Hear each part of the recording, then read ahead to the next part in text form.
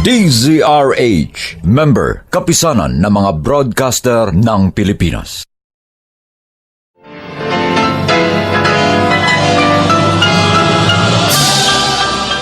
Buong karangalang inihahandog ng DZRH para sa bagong milenyo ang isa pang magandang dula mula sa panulat at direksyon ni Salvador M. Royales. May pangako ang bukas. Baka akala mo hindi ko narinig ang pag-uusap ninyo mag-ina. Isinusuka na ninyo ako. Nanghihinawa na kayo sa akin. Ganito talaga pag matanda na. Pag wala na kaming silbi, gusto ninyo tabunan na kami sa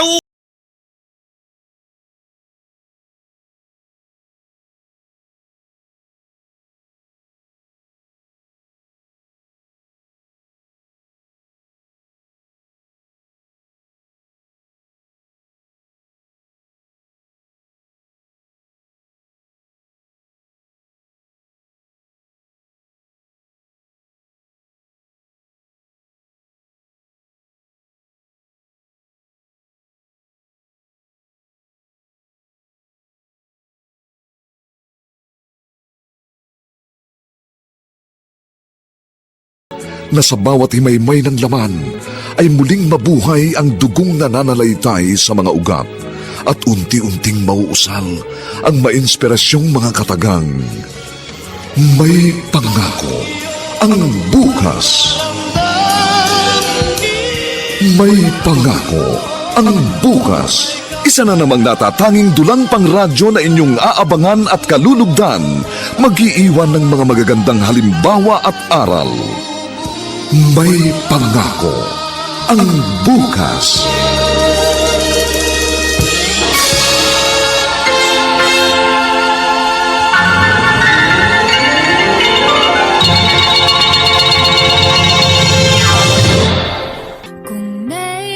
Ano ba namang klaseng kanta yan? Ang pangit! Ang lakas-lakas magpatugtog pero basura naman ang tono. Anong klaseng liriko yun? Isa, dalawa, tatlo, susugal ako. Pwede! Kahanap ako ng magandang kantahan sa radyo. Ililipat ko ang istasyon. Yan! Yan ang musika. So I face the final curtain. My friend... Ano ba naman? Bakit inilipat yung istasyon ng radyo? Nasa FM kanina, inilagay nyo sa AM? Hoy! Baduy-baduy! Hoy, Nicole! Tumigil ka, ha? Kayong mga kabataan ng badoy. Kung pumili kayo ng musika wala sa tamang tono, masakit sa tenga. Sintonado! Lalo naman yung kantang gusto nyo. Kantang pampatay. Anong pampatay? Oy! Klasiko yan! Walang kamatayan! May mensahen liriko. Nagkikwento ang kompositor kung paano niya piniling mabuhay sa paraang alam niya. Hindi katulad ng pinatutugtog niyo. Isa, dalawa, tatlo, susugal ako. Anong klaseng liriko yun? Ay nako, yun ho ang uso ngayon. Pag maganda, gayahin nyo. Pero pag pangit, dapat ibasura. Ibalik nyo sa favorite station ko ang radyo. Huwag mong pakikialaman ang radyong yan. Pag ginalaw mo ang pihitan yan, ibabalibag ko yan sa bintana.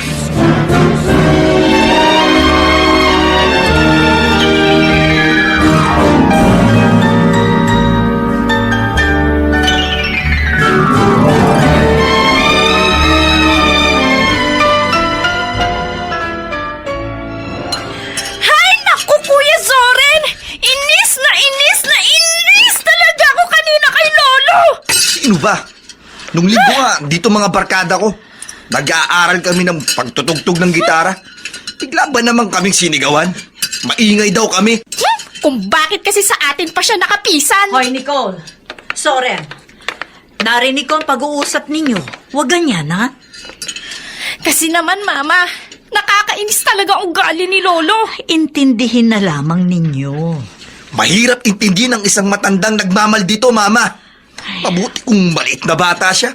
5 or 6 years old. Madali naming maintindihan yun. Pero si Lolo, Nag-uulyanin na ang lolo nyo, Soren. 74 na siya. Ang dami dyan na mas matanda pa kay Lolo. Mababait naman. Hindi tulad ng tatay nyo. Sobrang sungit. Ano ka ba, Nicole? Ang bibig mo, ha? Baka biglang dumating ang lolo ninyo, marinig yan sinasabi mo. mabuti nga marinig niya eh. Soren! Para malaman niyang naiinis kami sa kanya. Para lumipat na lang siya kay na Tita Patricia. Doon na lang siya tumira. Doon naman siya maghasik ng kanyang kasungitan.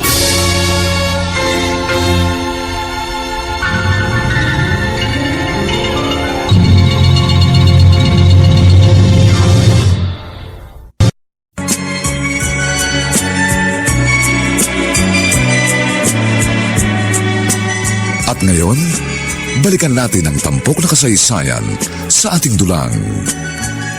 May pangako ang bukas.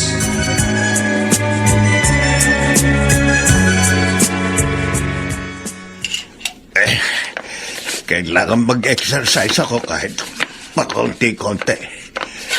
Ikot-ikot ang bewang. Pataas-taas ang kamay. 1, 2, 3. Ito po yung Wala. hihingin ninyong kape, oh. Akin na. Ay. Ay, Ano bang kape ito? bakit ho? Ano bang kape yan? Parang katas na makabuhay. Mapait. Sadya ho konting asukal lang ang inilagay ko. Kasi nga iniingatan natin na huwag tumaas ang blood sugar ninyo. Nung huling patingnan ko kayo, pre-diabetic na ho kayo. Lagyan mo ng asukal yan. Ha? Kung hindi mo dadagdagan ng matamis, itapon mo na lang.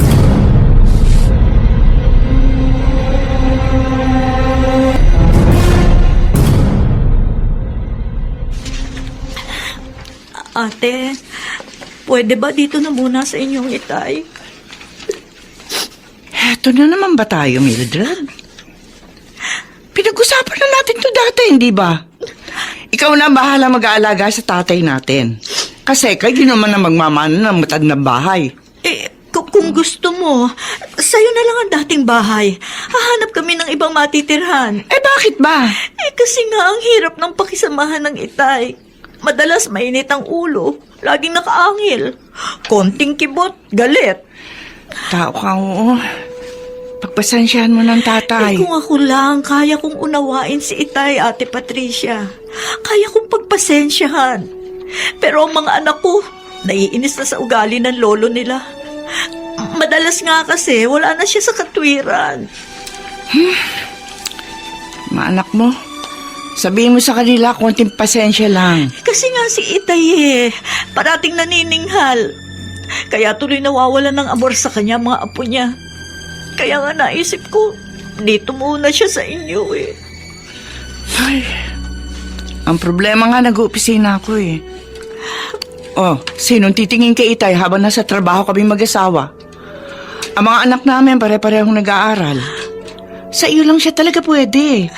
Kasi full-time housewife ka. Nasa bahay ka lang. Wala naman sanang problema, ate. Kundi lang bugnutin ng itay. Ganito na lang Habaan mo na lang ang pasensya mo. Tatay natin yan. At sa ating dalawa, ikaw lang talaga ang nasa posisyon para makasama ng ating ama.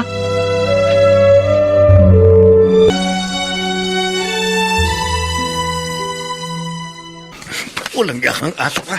Walang yaka. Ang sarap mong lumpuhin. Lolo, tama na!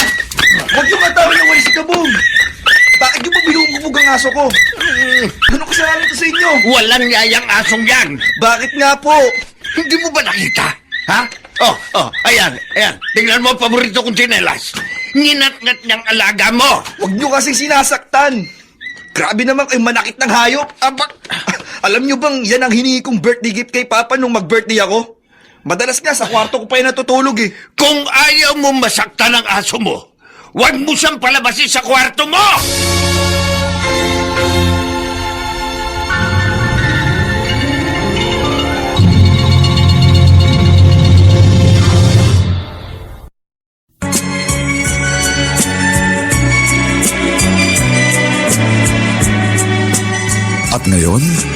balikan natin ang tampok na kasaysayan sa ating dulang. May pangako ang bukas.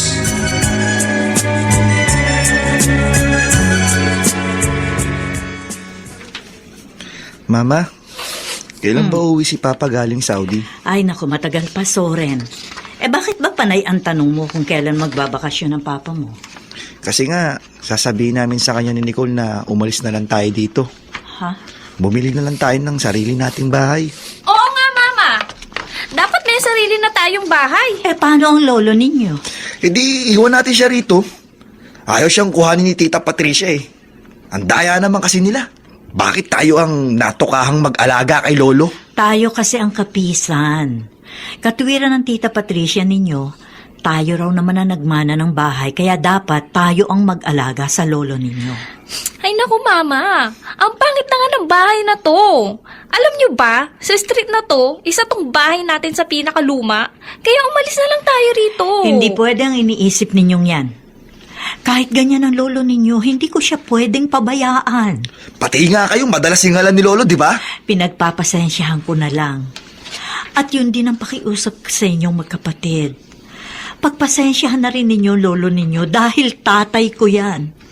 Kung wala siya, wala rin kayong ina.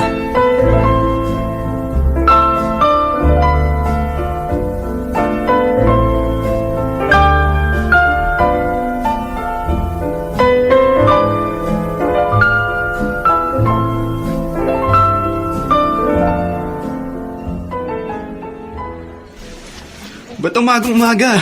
Kunot na kunot ang noo mo. Bad trip ka? Buti alam mo. Kanino ka na bad trip? RJ, wala namang ibang nakakasira ng araw kundi isang tao lang. Sino? Ang lolo mo na naman. Eh di sino pa?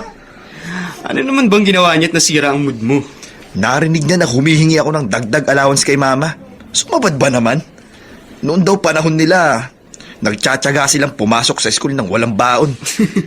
Yung ganong komento ng lolo mo, hindi mo na dapat pinapansin. Alam mo naman ng matatanda, lahat napupuna ng mga yan. Ang kaso nga, nakaka-bad trip, tol. Lahat na lang pinakikialaman niya. Isa pa, hindi naman niya pera ang hinihingi ko. Pera yun ng parents ko, hindi sa kanya. Alam mo, tol, kapag ganyan na lagi kang bad trip sa buhay mo, madali kang tatanda. Ayos lang yun. Okay lang na madali akong tumanda. Pero isa ang sisiguraduhin ko sa'yo. Hindi ako magiging buwisit sa ibang tao tulad ng lolo ko.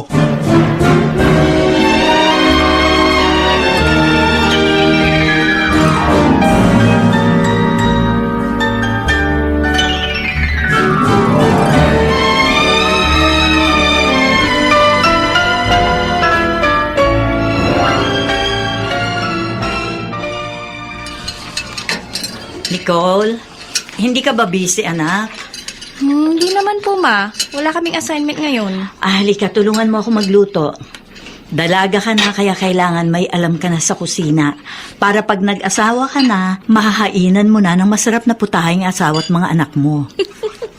Kakainis kayo, Mama. Oh, bakit? Wala pa nga akong boyfriend. Asawa at anak agad ang sinasabi niyo sa akin. Naku, darating ka rin doon. Halika na. Sige na nga. Ano yun? Naku, nahulog yata sa hagdan ng lolo mo! Dali, tingnan natin!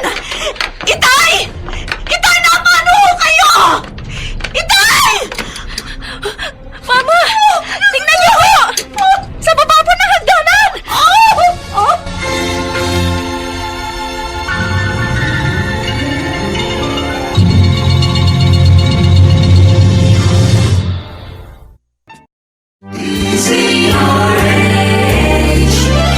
DZRH, member, kapisanan ng mga broadcaster ng Pilipinas.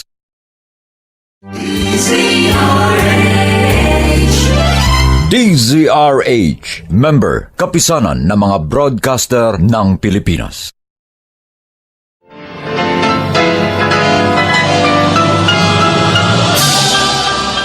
Buong karangalang inihahandog ng DZRH para sa bagong milenyo ang isa pang magandang dula mula sa panulat at direksyon ni Salvador M. Royales. May pangako ang bukas.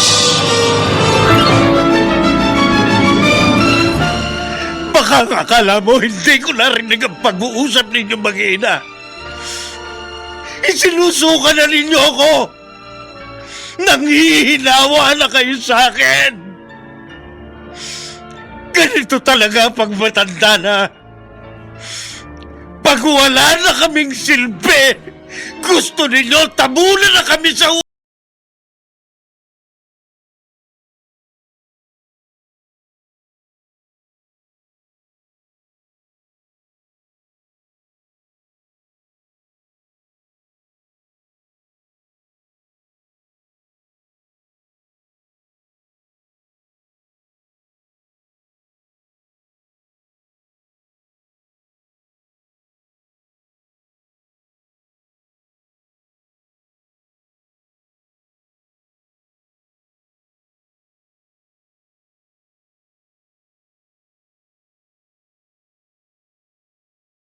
Na sa bawat himaymay ng laman ay muling mabuhay ang dugong nananalaytay sa mga ugat at unti-unting mauusal ang mainspirasyong mga katagang. May pangako ang bukas. May pangako ang bukas. Isa na namang natatanging dulang pangradyo na inyong aabangan at kalulugdan, mag-iiwan ng mga magagandang halimbawa at aral. May pangako ang bukas.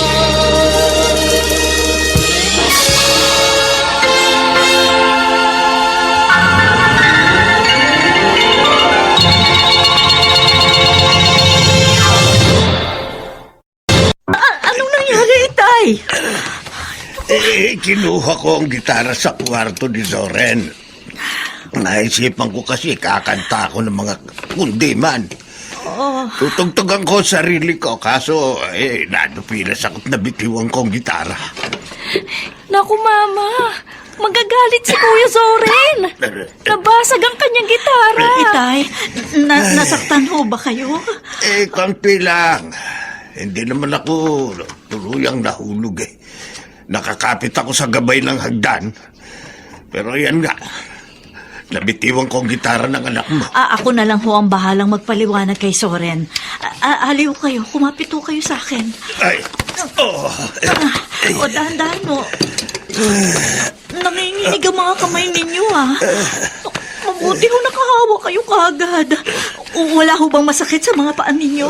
wala naman. Wala. Kaso nga, Mama, tiyak magagalit si Kuya Zoren. Ang mahal kaya ng bili niya sa gitarang yan. Nicole, narinig mo naman ang sinabi ko, di ba? Ako na ang bahalang magpaliwanag sa kuya mo. Mabuti nga, gitara lang ang nahulog mula sa itaas ng hagdanan. Paano kung lolo mo napahamak? Yun ba ang gusto mo?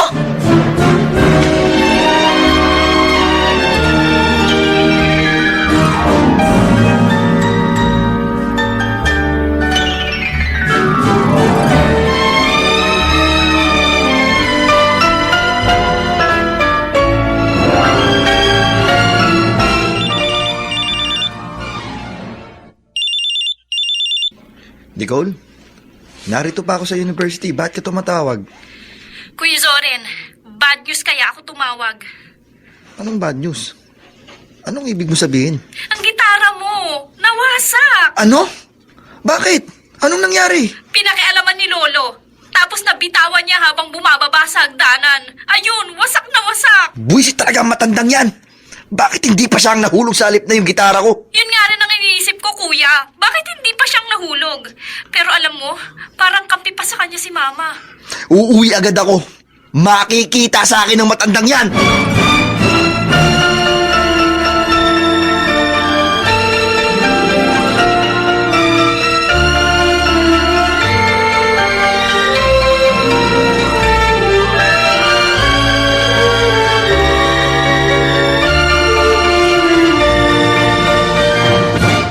Itay, hinainan ko na kayo. Mauna na kayong kumain, ho? Hihintayin ko ho ang dalawa niyong apo. Galit ka rin ba sa akin kaya hindi mo ako sasabayan kumain? Dahil nabasag ko ang gitara ng anak mo. Hindi ho. Narinig niyo naman, hindi ba? Sabi ko ho kay Nicole, ako na lang ang bahala magpaliwanag kay Soren. Sabihin mo, galit ka rin sa akin. Tay, Sige, magkampihan kayo mag-iina. ano naman kayo? Kayo pa ngayon na nagagalit. Kasi perwisyo na ang tingin nyo sa akin ngayon eh. Dahil matanda na ako, wala na ako silbi sa inyo. Ayoko na kumain. Itay! Saan ho kayo pupunta? Itay! Wala kang pakialam. Diyos ko naman. Ano ba naman ito, tatay ko? Naiipit tuloy ako sa pagitan ng sarili kong ama at ng aking mga anak.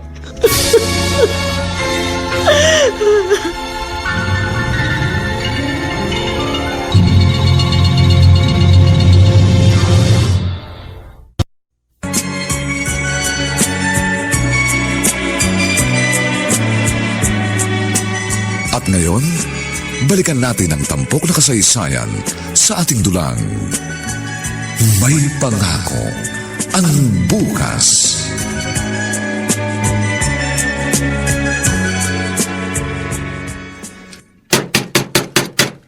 Lolo! Lolo! Lumabas kayo dyan sa kwarto nyo! Lolo! Ano ba? Ba't gusto mong gibayin ang pinto ng kwarto ko? Ako ang dapat magtanong sa inyo, Lolo. Bakit nyo binasag ang gitara ko? Hindi ko binasag. Nabasag. Kasi nga, pinakikialaman nyo ang gamit ko. Nananahimik ang gitara ko sa loob ng kwarto ko, kinuha nyo! At ibinagsak ninyo! Makulit ka rin, ano? Hindi ko binagsak. Bumagsak. Kasi nga ho, pinakialaman ninyo. Kung hindi nyo yung kinuha sa kwarto ko, mababasag pa yon. Tumahimik ka. Kung gusto mo, babayaran ko. Bakit akala mo ba wala akong kwarta? May pera ako. May pensyon ako. Wala akong pakialam sa pensyon nyo! Ang pinag-uusapan, isang gamit na pinakaiingat-ingatan ko! Nasira dahil sa inyo! Ano ka ba? Wala ka ng galang ha? Tama na yan! Huwag ka makipagsigawan sa lolo mo! Hayaan nyo ako, Mama! Nakakainis sa itong tatay nyo eh! Kung naiinis ka sa akin, maluwag ang pintuan ng bahay. Umalis ka rito! Huwag mong kalilimutan, bahay ko ito! Ako pa rin ang may karapatan sa pamamahay na ito!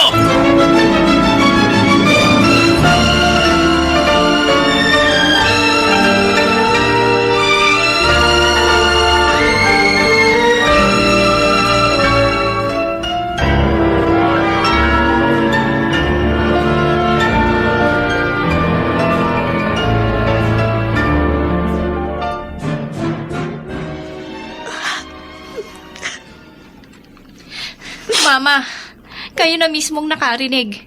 Pinapalayas na tayo ni Lolo dito sa bahay niya. Kaya may katuyaran na tayo maghanap ng ibang matitirhan. Mangupahan muna tayo ng apartment. Tapos pagdating ni Papa galing Saudi, saka tayo bumili ng sarili nating bahay. Naiisip ko rin yan, Nicole. Pero syempre, umiiral pa rin ang pagiging anak ko. Pabihira kayo, Mama. Pinapalis na nga tayo, di ba? Narinig nyo naman yung sinabi niya kanina. Pinagdidiinan ni Lolo na sa kanya ang bahay na ito. Narinig ko nga yun, anak. Kaya nga, sige na po, Mama. Umalis na tayo rito. Ang sungit-sungit naman niya eh. Bahala na siya sa buhay niya.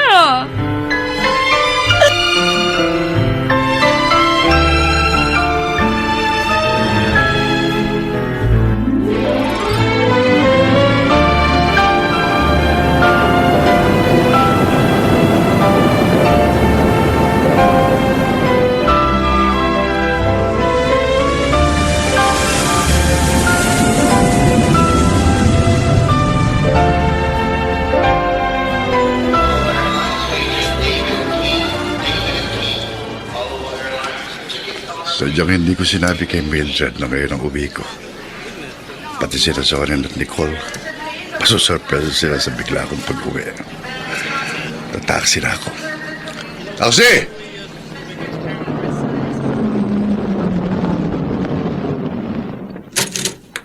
Boss, saan ho tayo? Kalaukan, at uunahan na kita ha. Huwag mo kong gagamitan ng metrong may pitik. May pinsan akong pulis. Sir, parehas ho ang metro ko eh. Takot ho ako sa karga. Buti naman. Tara.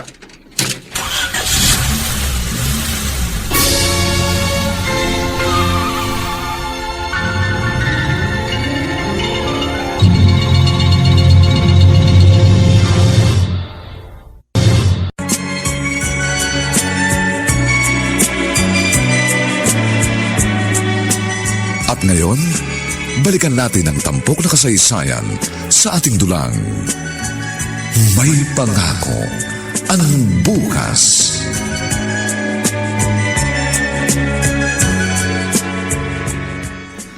Kakainis ka naman, Reden.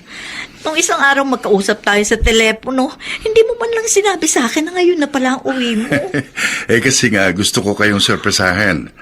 Ang mga anak natin. Nasa school pa sila. Pero parating na yon, hapon na eh. Ang itay. Ay nako, problema ko ang itay. Ilang araw nang alis ng alis, hindi tumatambay dito sa bahay. Bakit? Ano na naman ang naging problema ng tatay mo? Baka naman pinapatulan niyo yung sumpong nung matanda. Nakakapuno rin naman kung minsan. Ay, teka, ipaghahain kita. Jack, gutom ka. O sige, maghain ka. Ang itay, wala pa rito sa bahay, hapon na. Sa edad niyang yun, dapat namomonitor mo ang lahat ng kilos. Oh, ayan na pala itay eh. Tay, magandang hapon po. Mano po? Ay, umuwi ka na pala galing Saudi dito. Kanina ka pa ba? Mag-iisang oras na rin po. Kumusta ko kayo? Eto, ayos lang. Sige, tako'y magpapahinga sa kwarto ko. Ay, nako. Bakit gano'n lang itay? Malamig na hindi ko mawari. Ilang beses ko nang sinabi sa'yo sa telepono, hindi ba? Nag-iba na ang ugali ng itay. Ang hirap na niyang pakisamahan.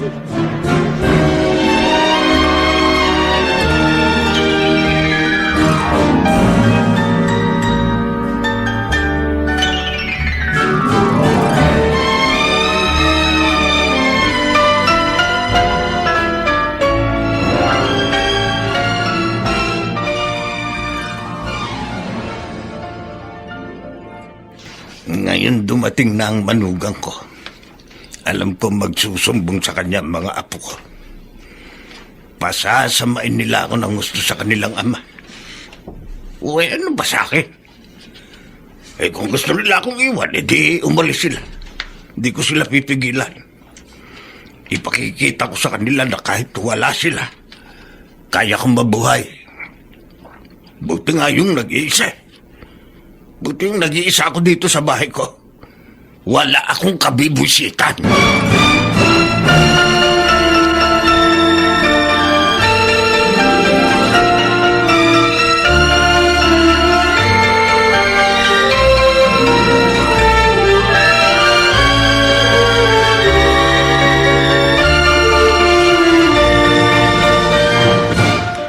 Pa, inip na po talaga kami sa pag-uwi niyo. Kasi meron kaming gusto sabihin sa inyo ni Nicole. Tungkol ba sa pag-aaral ninyo ang sasabihin yung magkapatid, Soren? Hindi po. Tungkol saan? Tungkol po sa pagkakaroon ng sarili nating bahay. Diba, kaya naman natin bumili ng sariling bahay. Kahit townhouse lang, Papa. Sige na po. Kahit po sa labas ng Maynila tayo makahanap para medyo mura. Bakit? Anong problema dito sa bahay ng lolo mo? Kuwan po kasi, mahirap yung nakikipisan lang tayo. Kung may sarili po tayong bahay, wala tayong pakikisamahan. Sabihin mo nga sa akin ang diretso, Soren, ang dahilan. At gusto mong lumipat tayo ng bahay. Prangkahin mo ko. Dahil ba sa lolo mo?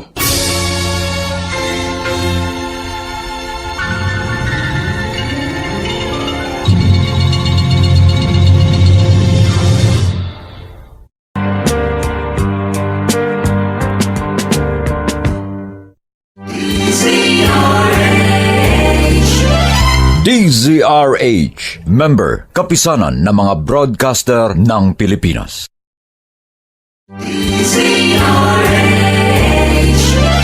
DZRH, member, kapisanan ng mga broadcaster ng Pilipinas.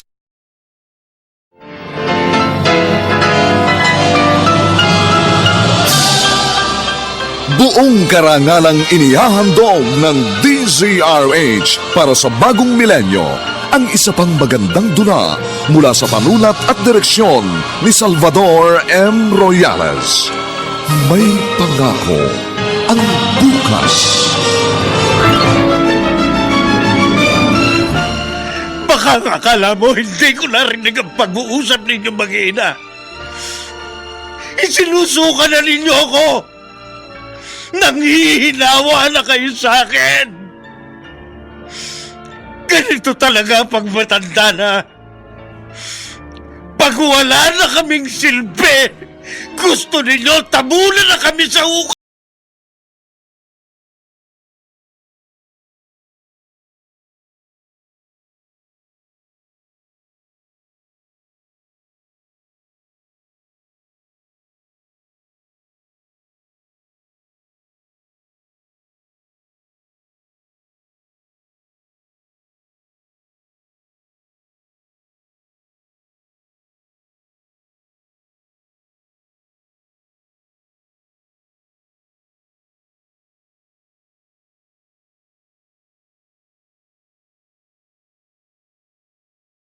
Laki pang pangarap na sa bawat himaymay ng laman ay muling mabuhay ang dugong nananalaytay sa mga ugat at unti-unting mauusal ang mainspirasyong mga katagang. May pangako ang bukas. May pangako ang bukas. Isa na namang natatanging dulang pang radyo na inyong aabangan at kalulugdan, mag-iiwan ng mga magagandang halimbawa at aral. May pangako ang bukas.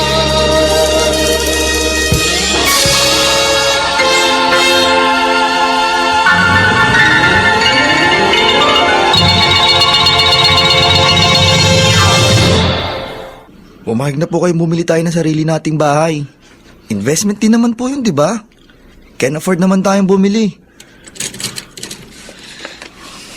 Ano po, Papa? Oy, God bless, anak. God bless. Tiga, maupo ka. Tama-tama dating mo. May importanteng bagay kaming pinag-uusapan ng kuya mo. Si Mama? Wala ang mama mo na grocery. Ang lolo nyo naman, kanina pa rin umalis ng bahay. Kaya makapag-uusap tayong tatlo ng masinsinan. Ngayon, ano bang problema nyo sa lolo nyo? Sinabi ko naman po sa inyo, Papa, di ba? Madalas wala sa lugar si Lolo. Madalas mainit ang ulo, laging nanininghal. Oo nga po, Papa. Pati nga si Mama madalas ding singhala ni Lolo. Kaya madalas nakikita namin ni Kuya si Mama, tahimik na lang siyang napapaiyak. Kaya pumayag na po kayo, Papa. Bumili na tayo ng sarili nating bahay. Umalis na tayo rito. Oo. Totoo ang sinabi nyo. Sa savings namin ng mama nyo, kaya na nating bumili o magpagawa ng sarili nating bahay. Pero yung paglipat, yung pag-alis natin dito, hindi basta-basta yun. Ano pong ibig niyo sabihin? Meron muna akong itatanong sa inyong magkapatid. At depende sa magiging sagot ninyo kung pagbibigyan ko ba ang inyong kahilingan. Ano pong itatanong ninyo? Halimbawang, ulyanin na rin ako. Ganyan din ba ang ituturo ninyong pagtrato sa akin? Sa inyong magiging mga anak?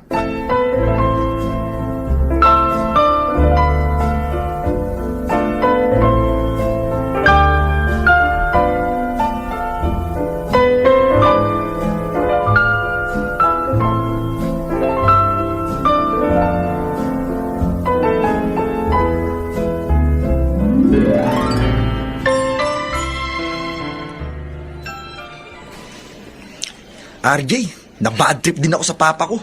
Sobra ka naman. 2 years din yung hindi nakasama ang papa mo. Tapos, pag nagbakasyon siya dito sa Pilipinas, kinababad tripan mo pa. Kasi nga, gusto namin ng kapatid ko na bumili na kami ng sariling bahay namin. Para makalayo na kami sa lolo namin, bad trip din. Biruin mo, dinaan pa sa drama ang pagsasabing ayaw niya bumili ng bagong bahay. Sure ka ba? Kaya ng budget ng parents mo ang bagong bahay. Oo naman. Mining engineer si Papa. Maganda ang trabaho niya sa oil company sa Saudi. Saka, nakikita ko ang bank book nila ni Mama. Kaya alam ko can afford kami bumili ng sarili naming bahay.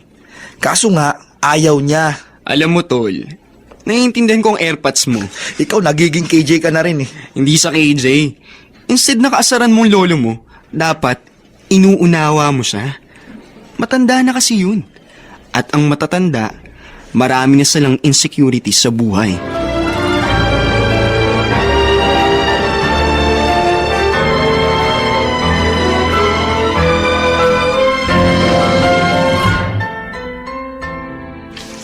Tay, kung bata-bata pa lang kayo, yayain ko sana kayong uminom tayo kahit tig-2 boteng beer. Oo nga, Reden. Sabi ng doktor ko, wag na raw akong iinom ng serbesa. Maaari daw maging aktibo ang arthritis ko. Kung sa bagay, kahit ako, bihira rin uminom eh. Pag nasa Saudi ako, green tea ang ginagawa kong pampantok sa gabi. Oh, tay. Bakit bigla kayong natahimik? Bigla kayong tumingin sa malayo? Pakiramdam ko parang meron kang problema. Wala. Wala akong problema. Nalulungkot lang ako, Reden. Bakit po? Mahirap pala pagbalo ka na. Pag nag-iisa na sa buhay. Hindi naman po kayo nag-iisa, tay. Narito po kami. Ang asawa ko at 2 niyong apo. Kasama niyo kami.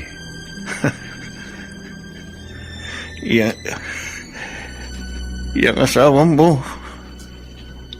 lagi ring galit sa akin yan. Lalo na ang 2 anak mo. Pakiramdam ko pinagsasawaan na nila ako. Oo. Huwag ko kayo mag-isip ng ganyan, tay. Mahal ko kayo ng mga apo ninyo.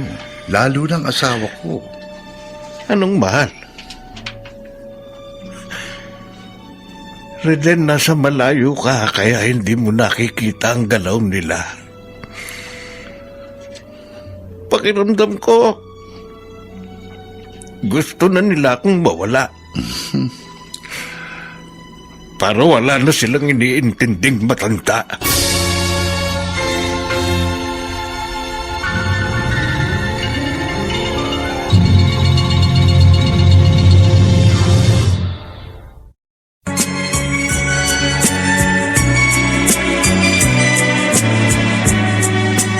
At ngayon, balikan natin ang tampok na kasaysayan sa ating dulang. May pangako ang bukas.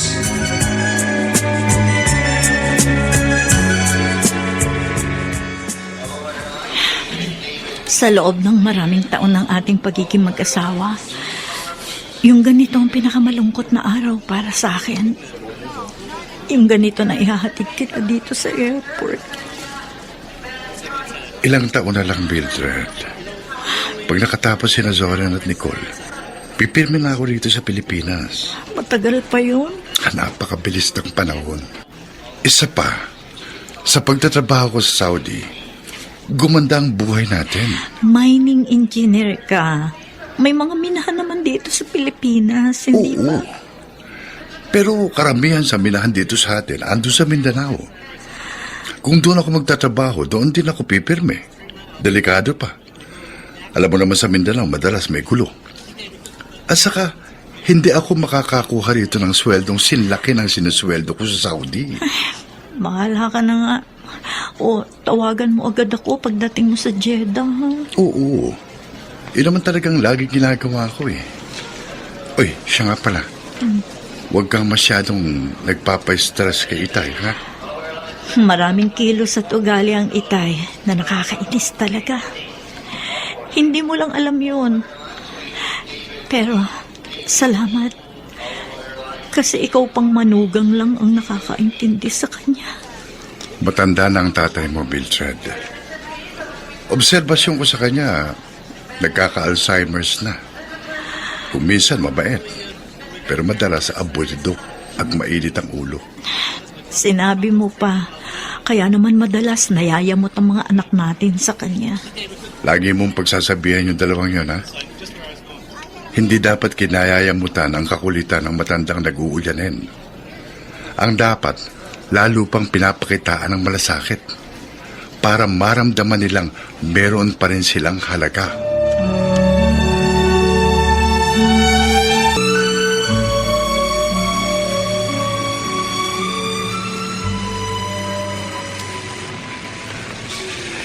Nagugutom na ako. Pero ayokong umuwi. Mabibwisit lang ako pag andun ako sa bahay dahil sa mga apo kong salbahe. Mabuti pa sa karinderya na lang ako kakain. Mabuti pa dito sa karinderya, masasarap ang ulam.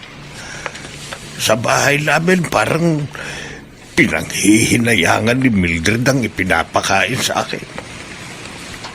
Dito sa karinderya, nakakain ko kung anong gusto ko. Bahala sila sa buhay nila. Mamayang gabi na lang ako uuwi.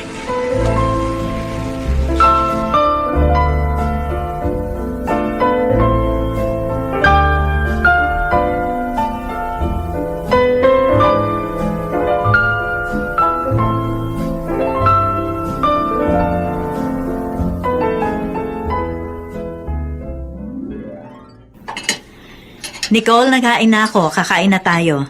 Oh, tinawag mo na ba lolo mo? Wala si Lolo sa kanyang kwarto, Mama. Ha? Saan na naman kaya nagpunta ang matandang yun? Oras ang pagkain, saka pa umaalis ang bahay. Ipagtira niyo na lang si Lolo ng pagkain. Uuwi rin po yun. Mama, nakita ko si Lolo. Ha? Andun sa may labasan. O ay, anong ginagawa niya doon? Wala lang. Palakad-lakad lang. Para nga pong galing siya sa karinderya dun sa kanto eh. Baka kumain na sa karinderya si Lolo, Mama. Kaya hayaan niyo na lang siya. Ay, nako, lolo ninyo, oo. Tatay ko yan, pero ang hirap talagang alagaan. Hindi ko naman siya pwedeng laging sundan. Busy naman ako dito sa bahay. Hayaan nyo na lang siya, Mama. Ay, Mama, sa birthday ko mag-i-invite ako ng mga friends ko, ha? 19 na ako. Kahit konting handa lang, basta dito lang kami sa bahay. Magbabanding kami rito. O sige, ikaw ang bahala. Ay, naku, Mama. Oh, Baka kasama sa mga iimbita ng Nicole na yan ang boyfriend niya. Uy, mahiya ka kuya ha. Wala pa akong boyfriend. Sus! Sino yung laging sunod ng sunod sa yung lalaki sa school? Kaibigan ko lang oh yun, siya, no? siya, tama na yan. Baka magkapikunan pa kayo. Maghahanda ako ng konti. At kung halimbawang kulangin tayo sa pagkain, magpa-deliver na lang tayo ng pizza. O kahit na saang fast food dyan. Pero magkakaroon ka ng problema, Nicole. Anong problema? Si Lolo. Ipagdasal mong huwag siyang tupakin. Dahil pag sinumpong ang matandang yun, tiyak gagawa na naman yun ng eksena.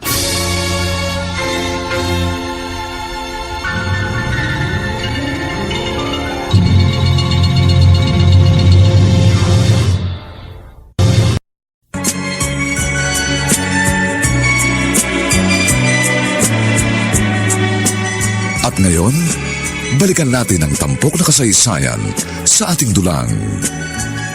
May pangako ang bukas.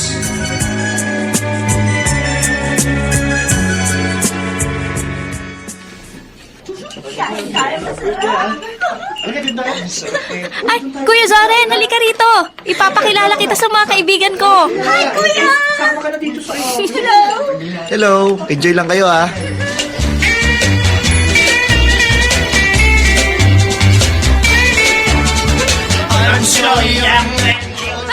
Ano yun, Kuya Zoren? Sino pa? Eh di si Lolo. Nakakaasar talaga! Kung kailan marami akong bisita, saka pa sumabay. Teka nga. Lolo! Ano ba naman kayo? Kung kailan may mga bisita ako, saka kayo nagpapatugtog dito sa salas? Bakit mo pinataya? Bakit? Kayo lang ba may karapatang magsaya? Ako gusto ko rin magsaya! Ang sabihin nyo, gusto nyong manggulo. Ano? Kayo magulo eh! Hindi ako! Ang ingay nyo, dilig na dilig sa kwarto ko. Hindi ako makapagpahinga na maayos. Ayun, ang ibig sabihin, nananadya kayo. Nagkakasiya kami sa labas, tapos sinabayan nyo ng kantang sintanda nyo. Ay, huwag mong insultuhin ang katandaan ko. Pero kasi kainsulto ang ginagawa ninyo. Magtiis ka! O kaya umalis kayo dito sa pamamahay ko! Matagal na namin gustong umalis. Kaya lang, naawa pa rin kami sa inyo. Pero pag ganyan ang inyong ugali, dapat talaga sa katulad ninyo, naiiwang mag-isa. Dapat nabubulok na kayo sa ilalim ng ungay. Huwag kang mag-alala. Malapit na. At pag nangyari yon, siguro nga magiging masaya na kayo. Dahil ramdam ko, nagsasawa na kayo sa akin.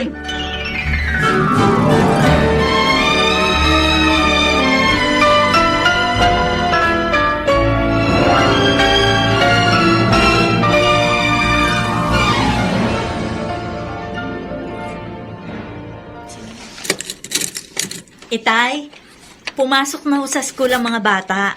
Lumabas na ho kayo sa kusina. Sabay na tayo mag-almusal. Wala akong ganang kumain. Hindi ako nagugutom. Gusto ba ninyo? Dalhan ko kayo ng pagkain dito sa kwarto nyo? Sinabi ko na, di ba? Hindi ako nagugutom. Ikaw na lang kumain. Itay, kung galito kayo sa mga anak ko, huwag naman ho sana ninyo ako idamay. Bakit hindi kita idadamay? Kakampi ka ng mga anak mo eh. Di ba? Di ba? Baka akala mo hindi ko narinig ang pag-uusap ninyong mag-ina. Isinusuka na ninyo ako. Nangihinawa na kayo sa akin. Itay, Ganito talaga pag matanda na. Pag wala na kaming silbi. Gusto ninyo, tabunan na kami sa hukay!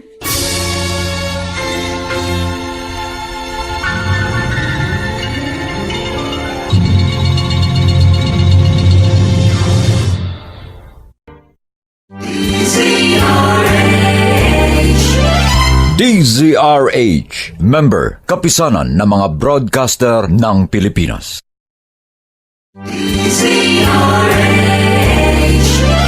DZRH, member, kapisanan ng mga broadcaster ng Pilipinas.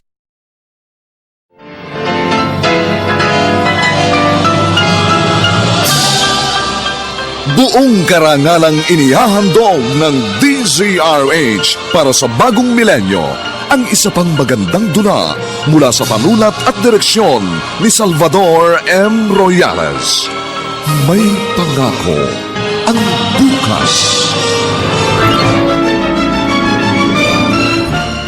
Baka akala mo hindi ko narinig ang pag-uusap ninyo mag-ina. Isinusuka na ninyo ako. Nanghihinawa na kayo sa akin. Ganito talaga pag matanda na. Pag wala na kaming silbi, gusto ninyo tabunan na kami sa... sino ba itong kung makakatukay parang gigibay ng pinto? Sandali! Ate Patricia, ikaw pala. Ang aga mo ah. Salamat. Ha? Ikaw ang nagbukas ng pinto. Hindi ako magtatagal, Mildred. Meron lang akong gustong sabihin sa'yo. Bakit mukhang galit ka?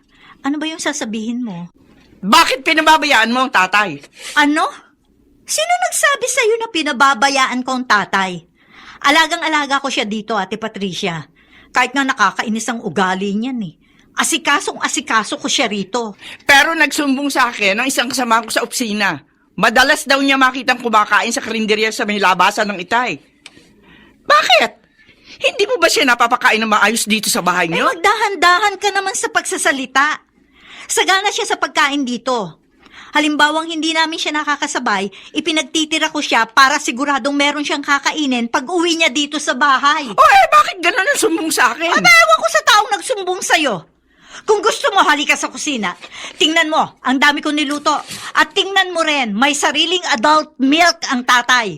Anong napapabayaan anong sinasabi mo dyan? Pasensya ka na. Pero nagtataka talaga ako, Mildred. Bakit nakukuha pang kumain ni Itay sa karinderya?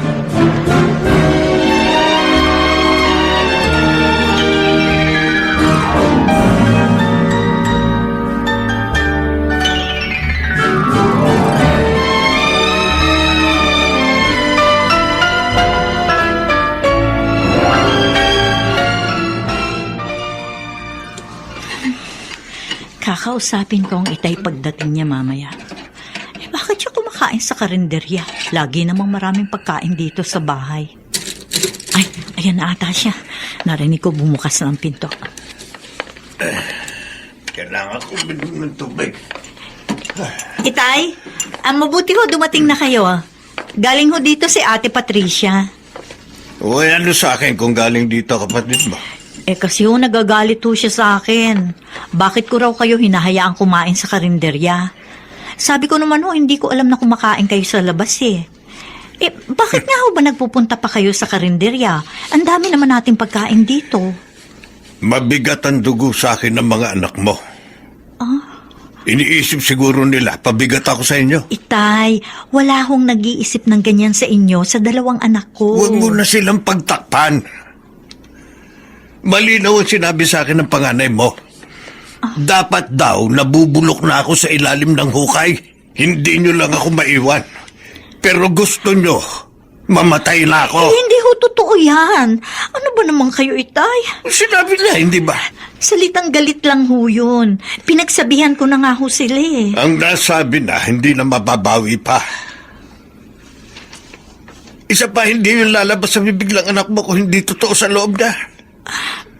Kaya sinabi ko nga sa kanya, huwag siyang mag-alala dahil malapit na akong mamatay. Itay naman.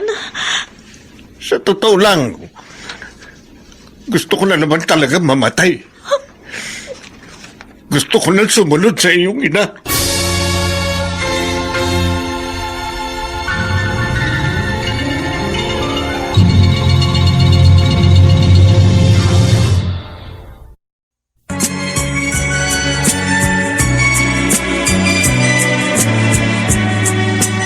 At ngayon, balikan natin ang tampok na kasaysayan sa ating dulang.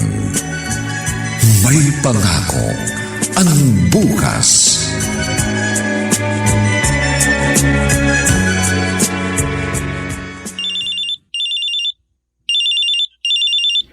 Hello, Reden.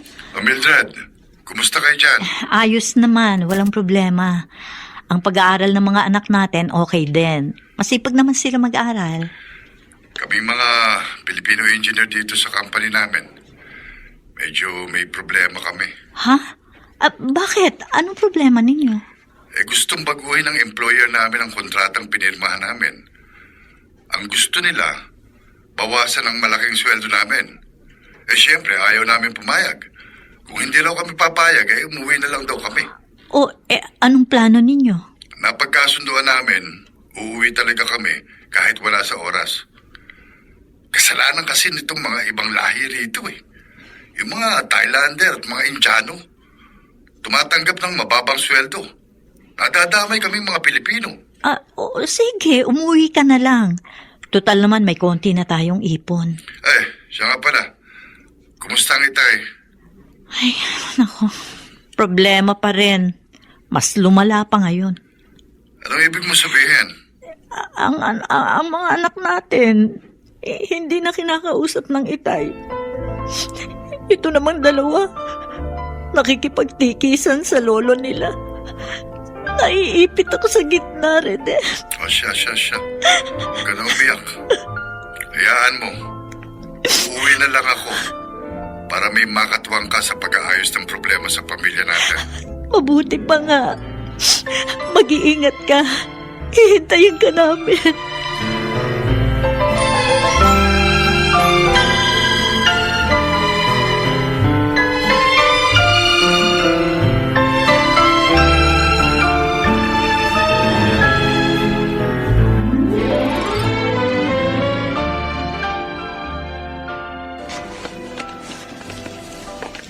Zoren, narito ka na pala.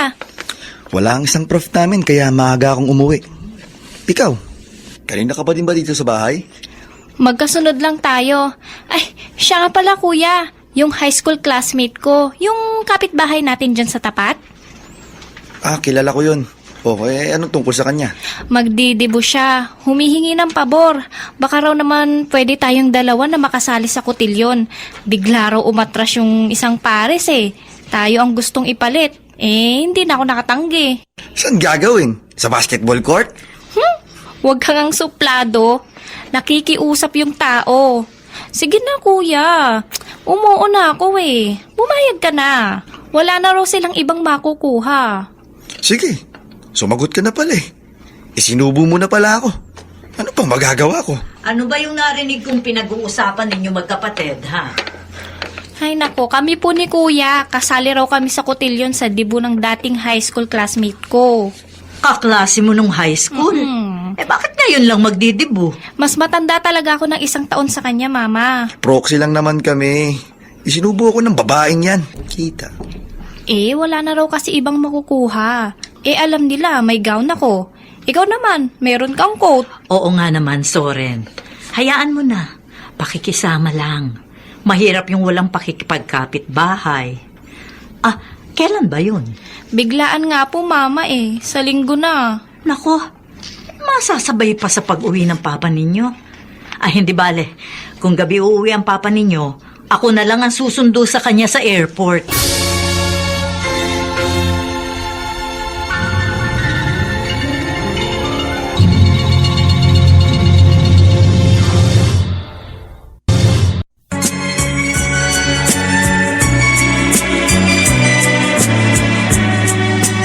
At ngayon, balikan natin ang tampok na kasaysayan sa ating dulang. May pangako ang bukas.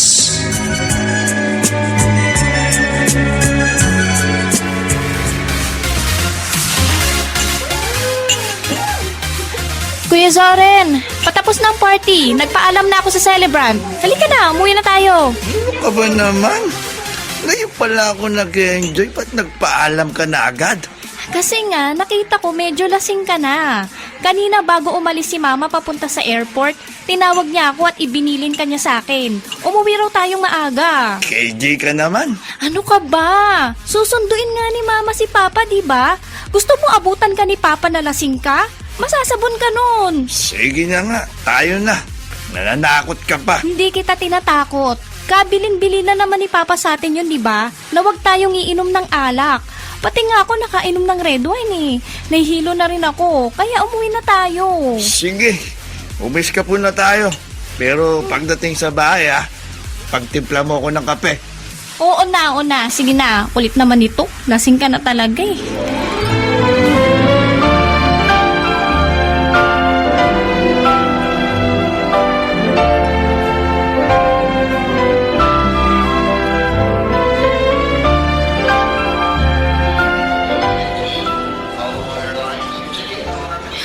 Kakainis naman.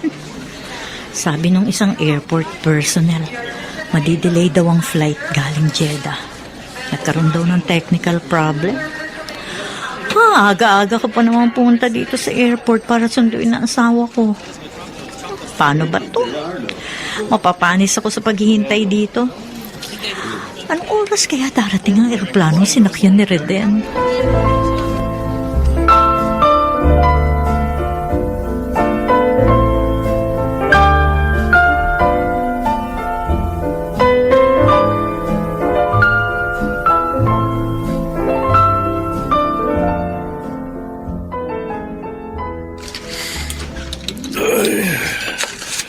Itong isang problema pag matanda na. Ihi ng ihi. Ba, teka. Ano yun? Pinaamoy ako. Parang nasusunog.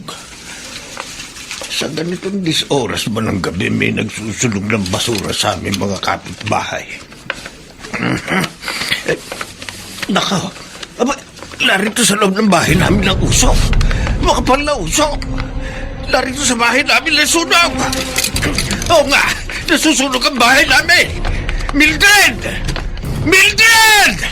Nasaan kayo? Boses yun ang apo kong si Nicole! Nicole! Nicole!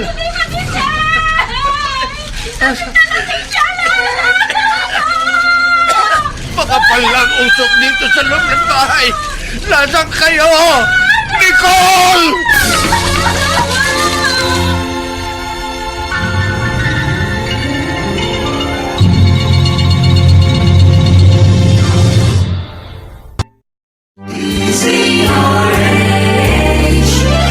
DZRH, member, kapisanan ng mga broadcaster ng Pilipinas.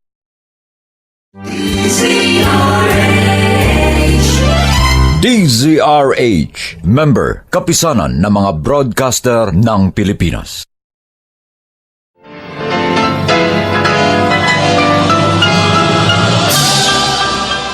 Buong karangalang inihahandog ng DZRH para sa bagong milenyo ang isa pang magandang dula mula sa panulat at direksyon ni Salvador M. Royales. May pangako ang bukas. Baka akala mo hindi ko narinig ang pag-uusap ninyo mag-iina. Isinusuka na ninyo ako. Nanghihinawa na kayo sa akin. Ganito talaga pag matanda na. Pag wala na kaming silbi, gusto ninyo tabunan na kami sa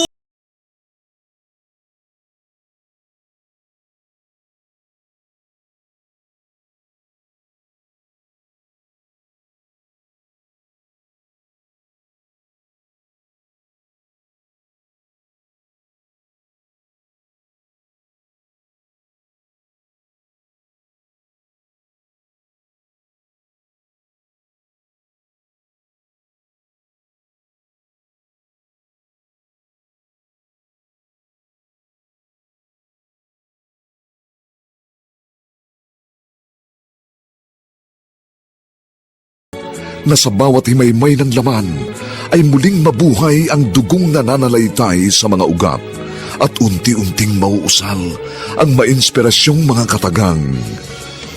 May pangako ang bukas. May pangako ang bukas. Isa na namang natatanging dulang pangradyo na inyong aabangan at kalulugdan, mag-iiwan ng mga magagandang halimbawa at aral. May pangako ang bukas.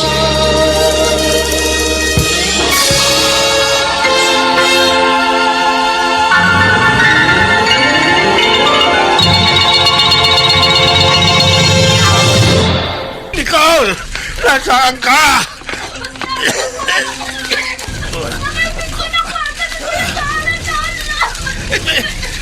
Andiyan na ako! Huwag kang matakot! Nariyan na ako! Ito na ako. Nasaan ang kuya mo? Nasaan? Ito po siya. Kahit pa anong gawin ko, ayaw magising. Umuungo lang. Halika. Bilisan mo. Ang dami kasing nainom. Oo, pagtulungan natin. Opo. Bago tuloy ang mapuno ng usok ang buong bahay. Dali po. Lolo, tulong tayo, Lolo. Bilisan po natin. Kuya! Kuya, ano ba? Gumising ka. Andito na tayo sa may pinto. Makakalabas na tayo. Kunti na lang. Kunti pa, Lolo. Bubuksan ko ang pinto. Mauna ka. Hilahin mo sa paa. Itutulak ko naman dito sa may ulo. Sige pa. Kaya malapit na tayo makalaban. Alalayan dito sa ulo mo. Bago bumagsak ang ulo ng kuya mo. Tulungan niyo yung maglolo.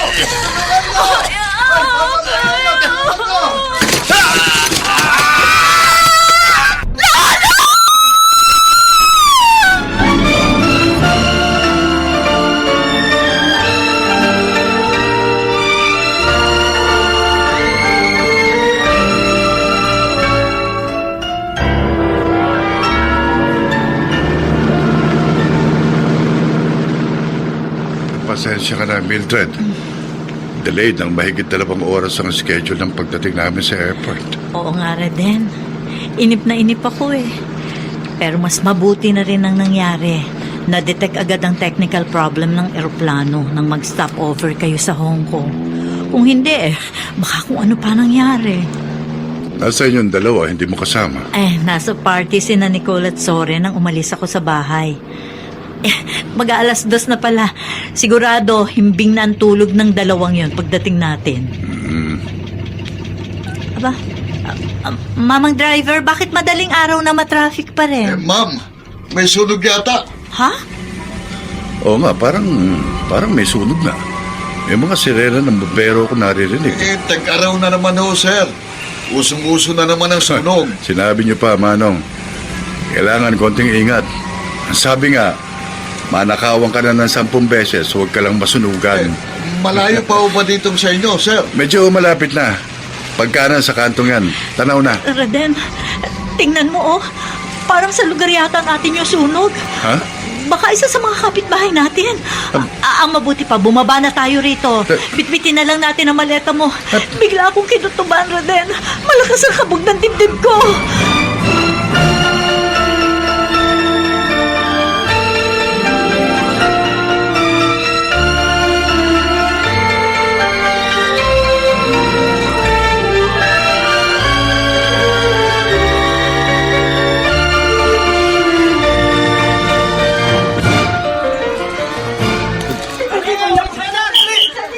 Mamang bumbero! Yung kabilang bahay ho, bombay nyo na ng tubig bago pa madamay! Lumayo! Ano ang bumbero na nakala rito? Layo! Sandali lang po! Bakit po? Bakit nagasunog? Ano kayo ayusin nyo? Mildred! Naku! Diyos ko! Ang bahay nyo! Laga na nagliyan! Ang mga anak ko! Mildred, Ano huminaw ka! nangyari sa mga anak ko? Hindi na mga anak natin nasa loob! Pati si Itay! Sorry! Nicole! Mga anak ko!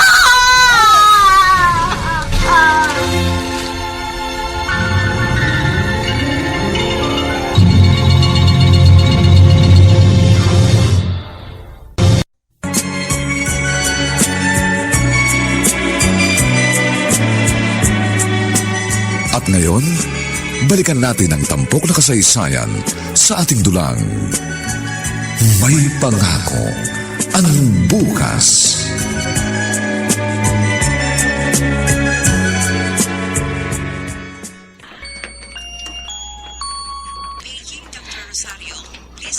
Papa, Mama, Salamat, ligtas kayo, Nicole. Isang kapitbahay natin na nagsabi sa amin, nakalabas daw kayo bago tuluyang natupok ang bahay natin. ligtas nga po kami. Pero si Lolo... Si Lolo po, Mama. Nicole, Nabagsakan siya na nagbabagang kahoy. Diyos ko. Malapit na nga kaming makalabas sa may pintuan. Nang biglang bumagsak ang isang nagliliyab na kahoy. Tinamaan si Lolo. Nasaan ang lolo mo? Ha? Inaasikaso po siya ng mga nurse at doktor. Matindi po ang sunog niya sa likod at mga braso. Kawawa naman si Lolo, Papa. Anak, totoo bang ang lolo ninyong nagmahal sa inyo ng kuya mo? Opo. Kasi bagsak po si Kuya sa kalasingan. Naparami ang nainom niya sa party. Nasaan ang kuya mo ngayon, Nicole? Nasa emergency room rin po. Marami rin siyang paso sa katawan. Kasi hinila lang namin siya. Iyak din po siya ng iyak nang malaman niyang si Lolo ang sumaklolo sa amin. Tayo na. Dali. Gusto ko makita ang lolo ng kapatid mo.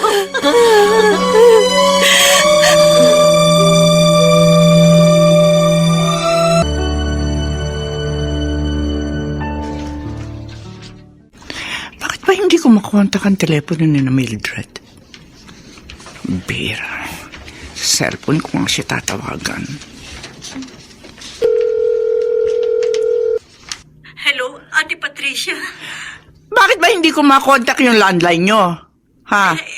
Hindi mo talaga kami makukontak. Nasunugan kami, ate. Ano? Narito kami ngayon sa ospital. Hospital? Bakit? May nasaktan ba sa inyo? Wala naman kasi ako sa bahay na magkasunog. Ay, Diyos ko. Sinundo ko sa airport si Reden. Pagdating namin, tupok ng bahay. At isinugod namin sa ospital si Itay at si Soren. Kumusta na, Itay? Ano lagay niya? Delikado ba siya? Mildred, magsalita ka. Kumusta na ang lagay ng Itay?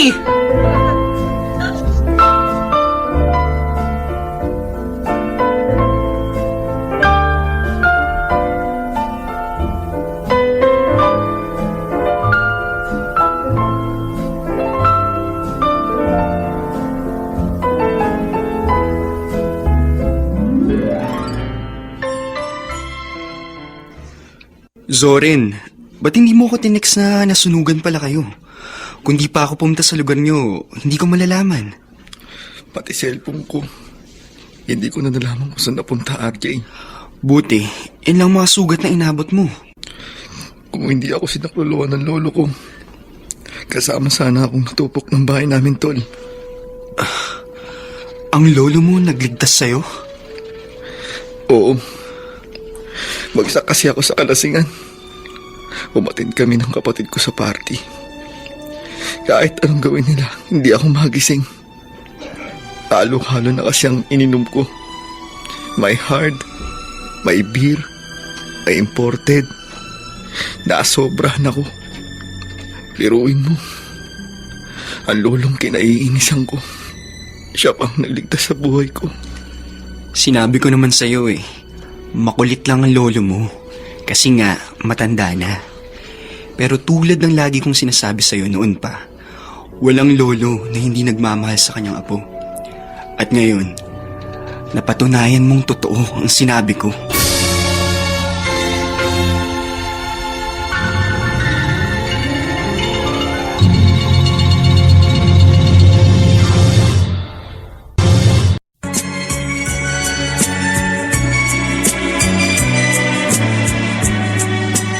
At ngayon, balikan natin ang tampok na kasaysayan sa ating dulang.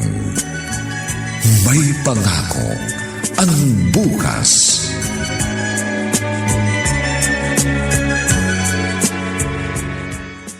Mildred! Ate, Oh, ano, kumusta, Itay? Gusto ko siya makita. medyo maayos na ang lagay ng Itay, Ate Patricia. Pero nakadapa siyang matulog. Ha? Bakit? 3rd-degree burn ang mga paso niya sa likod. Nilinis yun ng doktor at tinanggal ang mga balat at laman na na-damage. Naka-IV siya. Doon na rin idinadaan ng kanyang antibiotic. Ano ba nangyari? Bakit nagkasunog?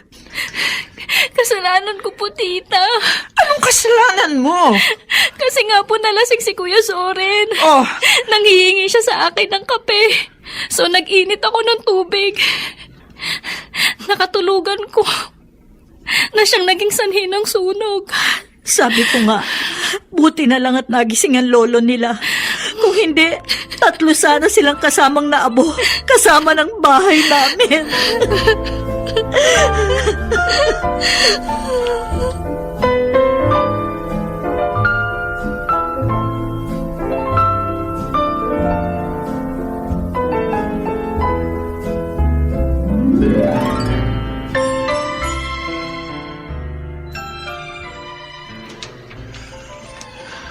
Lolo, muntik nang natupad ang kahilingan mo. Dapat nabubulok na ako sa ilalim ng hukay. Lolo, patawarin niyo po ako sa mga nasabi ko sa inyo. Sorry po talaga. Pinagsisisihan ko po na sinabi ko yun. Kayong mga kabataan, wala kayong respeto sa matatanda. Kaya nagagalit ako sa inyo. Kasi dinadaan-daanan niyo lang ako. Para kayong walang nakikita. Nakapagdaramdam yun sa mga katulad ko. Kaya sinasadya ko ring ilisig kayo. Para maramdaman ninyong akong lolo ninyo ay buhay pa at nangangailangan ng inyong pansin. Katulad ng pagpapahalagang iniukol ko rin sa inyo nung kayo'y mga sanggol pa. Lolo, Nung kayo ni Nicole ay parehong maliit pa. Malakas pa ako noon. Tuwang-tuwa ako. Naalagaan kayo. Kayo ang muling nagbigay sigla sa buhay ko. Pero nang magsilaki kayo, parang baliwala na ako sa inyo. At lihim ako nasasaktan. Lolo, sorry po. Naging insensitive po kami sa damdamin nyo. Naging selfish po kami ni Nicole. Wala na ang bahay na ipinundar ko. Sabi ng papa mo, magpapagawa siya ng bago. Kami naman ng tita Patricia mo, nag-usap na kami. Paglabas ko dito sa ospital, sa kanya na ako titira. Lolo, wag po. Ang gusto ko po doon pa rin kayo sa amin. Gusto ko po kasama pa rin namin kayo. Kung iiwan nyo kami, paano pa kami babawi ni Nicole sa inyo? Paano pa namin masusuklian ang ginawa ninyong pagliligtas sa amin? Hindi nyo na ba kaiinisan ang pagpapansin ng isang matandang katulad ko? Hindi na po, Lolo. Alam na po namin ang aming obligasyon bilang apo. Kaya huwag kayong aalis sa pamilya namin. Nakikiusap po ako. Ngayon pong natauhan na kami ni Nicole, sama-sama po tayong tatanaw sa masayang pangako ng bukas.